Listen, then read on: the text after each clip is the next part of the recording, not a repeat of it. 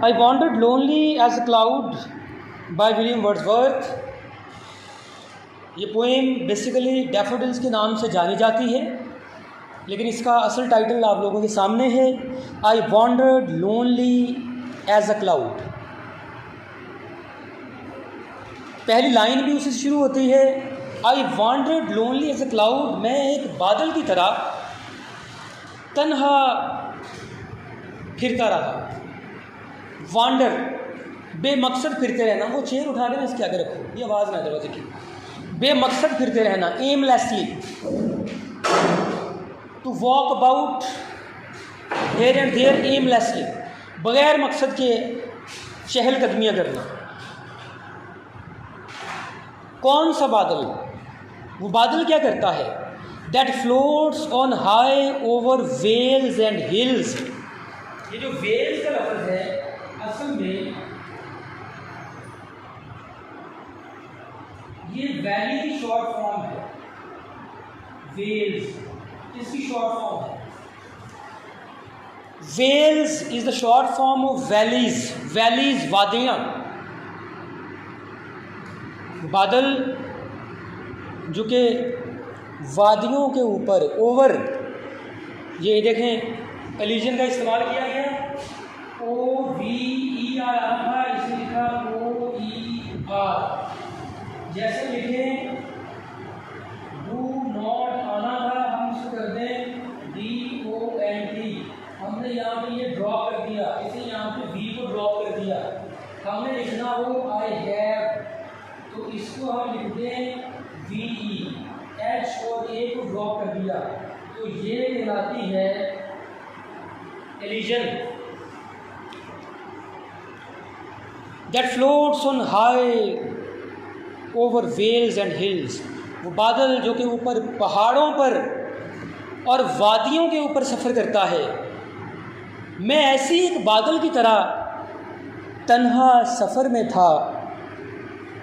When all at once, जब अचानक से, when suddenly I saw a crowd, मैंने एक हजूम देखा। And who was there in that crowd, in that multitude? उस हजूम में, उस रश में कौन था? कोई इंसानों का हजूम नहीं था, बल्कि a host of golden daffodils, सुनहरी रंग के चमकते हुए डैफोडिल्स के फूल थे। कहाँ पर? बिसाइड द लेक, नदी के बिल्कुल साथ। इस लफ्ज़ के साथ अगर ऐसे इजाफा कर दिया जाए,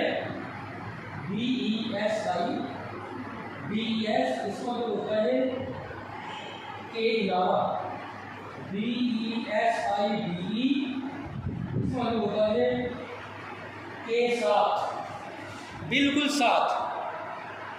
जैसे आप लोग ये बैठे हुए एक दूसरे के साथ। Beside the lake, वो फूल कहाँ? Where those flowers named as daffodils have been grown? Beside the lake, lake झील, झील के बिल्कुल साथ। और एग्जैक्ट प्लेस कहाँ पर है? Beneath the trees, दरख्तों के नीचे, fluttering and dancing in the breeze।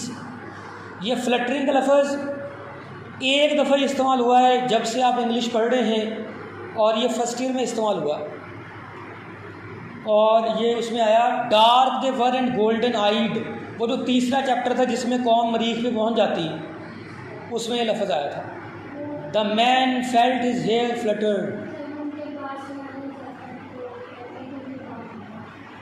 बाल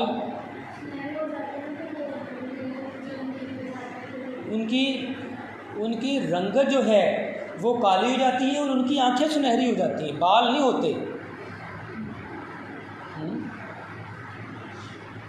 चैप्टर का नाम ही देखो ना, dark they were and golden eyed, यानी रंग काले थे, आंखें उनकी जर्द थी।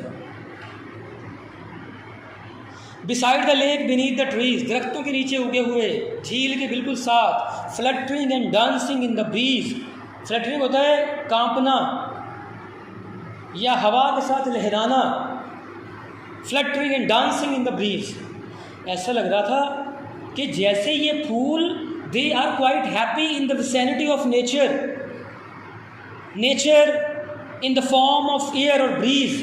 नेचर जो कि हवा की शक्ल में उनको छू रही थी, तो ऐसा लग रहा था कि फूल जैसे डांस कर रहे हैं खुशी के साथ. Continuous as the stars that shine. और वो ऐसे चमक रहे थे जैसे कि सितारे चमकते हैं. And twinkle on the milky way. Milky way क्या होता है?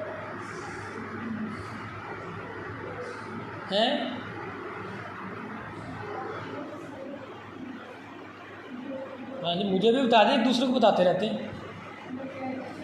कहकशां, कहीं मिल्क की तरफ इसका रेफरेंस नहीं लगे. And twinkle on the milky way. और जैसे सितारे किसी कहकशां में दमकते हैं. दमकने का मतलब कभी नज़र आते हैं, कभी छुप जाते हैं. तो ये फूल भी ऐसे ट्विंकलिंग कर रहे थे. They stretched in never ending line. Never ending line. उनकी एक लाइन जो कि दूर तक फैली हुई थी और वो ख़त्म ही होने में नहीं आ रही थी. Never ending line. स्ट्रेच, फैले हुए थे. बात सुनो, एक पानी का गिलास ले आना इधर. वो लाइन ख़त्म ही नहीं हो रही थी. इतनी लंबी किताब डैफोडिल्स की. 10,000 फूल थे डैफोडिल्स के. हाँ जी, आ जाए. आपकी क्लास है आज? क्या दिन है? फ्राइडे को मेरी तो डबल क्लास होती है.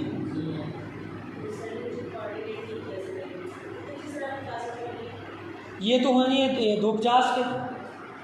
अली से भागे उससे एक दफ़ा पूछ लें. फ्राइडे को तो डबल क्लास होती है.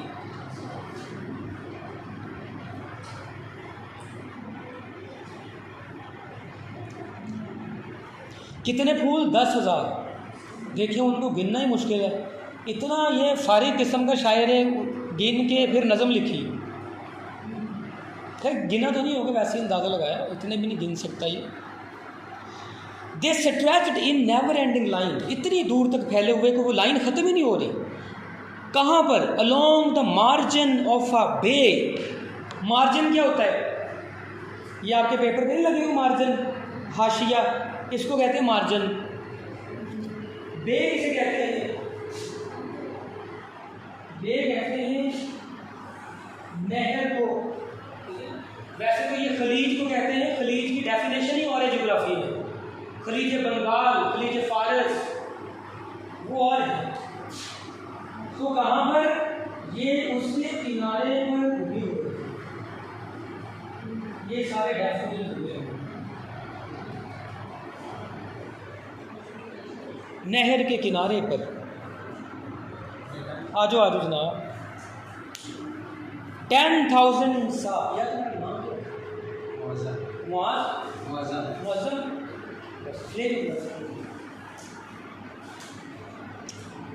कितने फूल? 10,000. सा आई एट अ ग्लेंस. एक झलक में ही मुझे 10,000 नजर आए. Tossing their heads in sprightly dance. क्या अजीब सी लाइन लिखी है. स्प्राइटली. स्प्राइटली इंतहाई खुशी का, बहुत ज़्यादा खुशी में. SPRIT. ये स्प्राइट और है. SPRIGHT. ये स्प्राइट और है. इस स्प्राइट का मतलब होता है खुशी. इस स्प्राइट का मतलब होता है कोई बदबू. जो आप ये पीते भी हैं, स्प्राइट का मतलब बदबू होता है. ठीक है. स्टिंग. स्टिंग भी बहुत पीते हैं. स्टिंग का मतलब क्या होता है? ये वैस्प नहीं होती पीले कलर की जो होती है, इसका जो डंक होता है उसे स्टिंग भी कहते हैं. वो कौन लाइक करता है? लेकिन स्टिंग लाइक करते हैं. देखे कैसे कैसे नाम बोतलों के फजूल रखे हैं. Tossing their heads in sprightly dance. Toss क्या होता है? मैच में नहीं होता टॉस, सिक्के को ऊपर उछालना। तो आप किसी भी चीज़ को ऊपर उछालेंगे तो वो टॉसिंग ही कहलाएगा, चाहे वो सिक्का हो, चाहे किताबें हो, चाहे कुछ भी हो, वो टॉस कहलाएगा। Tossing their heads in sprightly dance. ऐसा लग रहा था कि जैसे उनके सर खुशी में डांस करने की वजह से वो झूम रहे हो। फूलों को भी नहीं पता होगा ये हमारे बारे में क्या करी जा रहा है।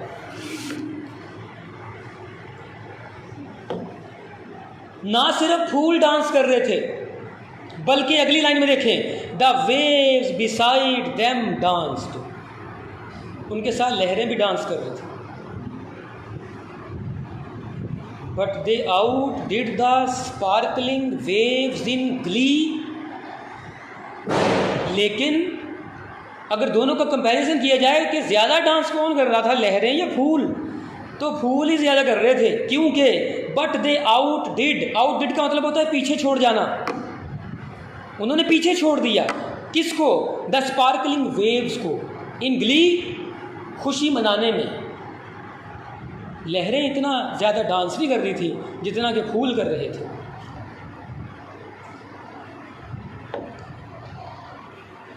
A poet could not but be gay। गे कहते हैं हैप्पी, खुश। एक शायर ऐसे मंजर को देखकर खुश होने के अलावा क्या कर सकता है? तो बीइंग अ शायर, as a poet, William Wordsworth उनको देख के खुश हुआ। इन सच अ जॉकिंड कंपनी, खुश लोगों की सोहबत। इन सच अ हैप्पी कंपनी, ऐसे खुश लोगों की सोहबत में मैं या कोई भी शायर खुश होने के अलावा और क्या कर सकता है? आई गेज्ड एंड गेज्ड। क्या होता है गेज? घूरना होता है स्टेयर या ग्लेयर। गेज होता है किसी चीज़ को गौर से देखना, लेकिन उसमें घूरने की सेंस शामिल ना हो। आंखें फाड़ फाड़ के ना कोई देख रहा हो जैसे घूर रहा है। गेज देखना बस नॉर्मल, लेकिन मुसलसल देखना। आई गेज्ड एंड गेज्ड, मैं देखता ही रहा। बट लिटल थॉट, लेकिन मैंने सोचा नहीं। क्योंकि किसी पोएट ने, शायद पता नहीं विलियम वर्ड्सवर्थ ने, नहीं कीट्स ने कहा था, to think is to be full of sorrows. जहाँ पे आपने सोचना शुरू किया वहाँ से आपकी ज़िंदगी गमों से भर जाएगी। To think is to be full of sorrows, John Keats. सोचना ही गमों की इब्तदा है। पंजाबी में नहीं आम मुहावरा चलता, तो अकल नहीं तो मौजा ही मौजा। अगर सोचना शुरू किया, अक्लमंदी से ज़िंदगी गुजारी, तो फिर आपकी ज़िंदगियों में गमों का आगाज़ हो जाएगा।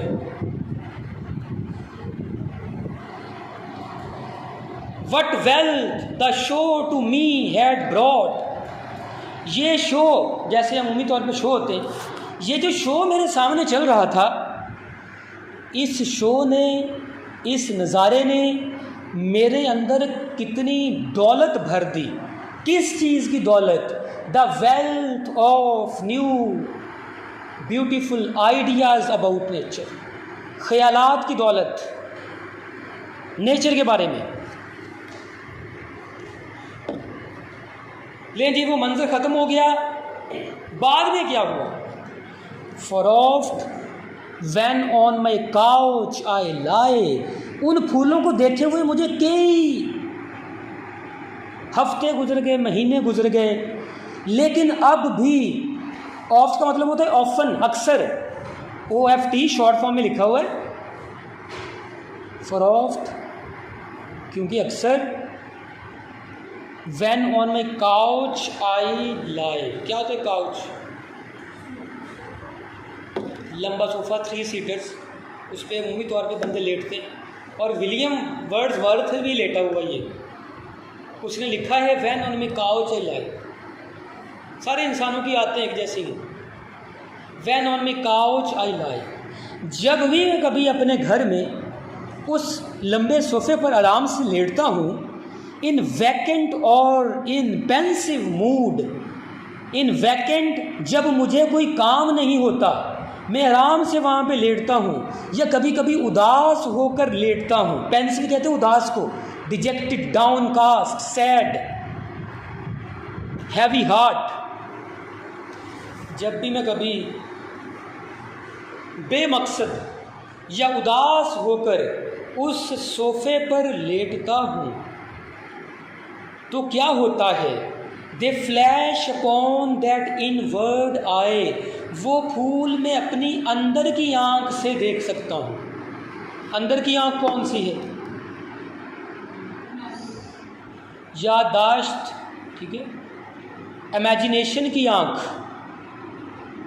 The I of imagination, which is the bliss of solitude. Solitude क्या होती है? तन्हाई।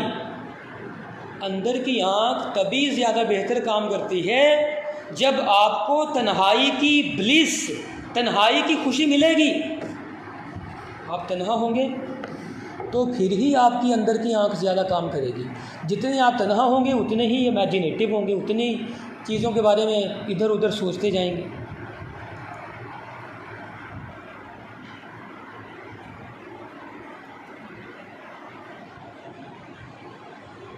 And then my heart with pleasure fills. मैं उदास अपने सोफ़े पर लेटता हूँ, लेकिन जैसे ही मुझे दोबारा वो फूलों का मंजर याद आता है जो कि माजी बन चुका, मेरा दिल प्लेजर से, खुशी से भर जाता है। And dances with the daffodils, और जैसे उस वक्त डैफोडिल्स डांस कर रहे थे तो मेरा दिल भी वैसे ही नाचने लगता है, मैं भी खुशी महसूस करता हूँ। ये एक ऐसा प्लेजर है जो कि हमेशा